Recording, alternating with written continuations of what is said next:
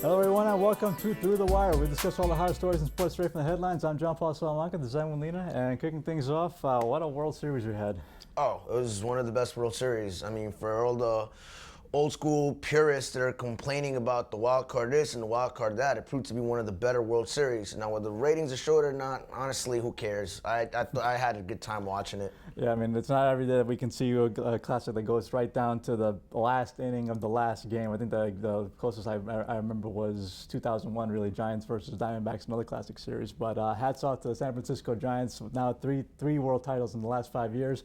But they got a lot of questions to answer in the offseason, now particularly with Pablo Sandoval becoming a free agent. Well, the Giants said that they were going to take care of him, and I kind of agree with national head coach Jurgen Klinsmann as far as soccer, saying that the whole system is flawed, that you get paid for past performance. I mean, at the end of the day, you should be paid for future potential. But they're going to take care of him. They promised to take care of him. They've done it in the past with Tim Lincecum. So we'll see. I think he's going to stay, to be honest. He's in his 30s. I think he needs to stay, quite frankly, at this point, because big bet aside, this guy, from what I understand, he's a very positive influence in the locker room, which, in this day and age, that's more of a premium than anything else. He's a locker room leader. He makes a huge difference on the field. I think at this point, if the Giants want to make it number 4 at some point, then they really got to look at signing him. I mean, at the same time, I wouldn't blame him if he left. He's got his rings. Go get paid. I mean, if someone's willing to give you money, why not? And moving on from the diamond to the hardwood, NBA action now. The NBA season kicking off this past week, and the Lakers already find themselves in a 0-2 hole. They stink. I mean, this isn't a shocker here. I don't understand what the surprise is. Kobe can't save this team. They're a flawed team. They were a flawed team from day one. I don't understand what the surprise is.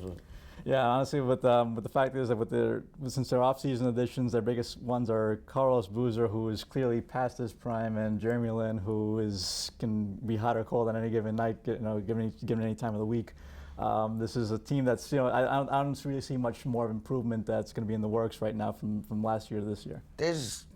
It's more of the same. I mean, this is the team they got. It's going to be a long season for the Lakers. I don't see them going up in any way, shape, or form at the moment. And I could have said the same about the Knicks, because in the first game of the season, the Chicago Bulls pretty much destroyed them by 20 points, and then suddenly on Thursday night they pull off what I was stunned by, beating the Cavaliers, who many are picking to go to the NBA Finals, by 5 points. I mean, the thing about the Cavs, I've been saying this from day one, they got a rookie coach. They got a lot of pieces that are learning how to play with each other right now. This isn't going to happen overnight for Cleveland. I think they're a top 3 team. I think they'll probably be in the finals. Who knows? You never know with injuries. I don't understand why people are underestimating the Chicago team, but that's neither here nor there. But I mean, it's going to take time. I think this is more about the Cavaliers than it is about the Knicks. The Knicks are kind of a work in progress because of the triangle. With the Cavaliers, they're also a work in progress. So this doesn't happen overnight.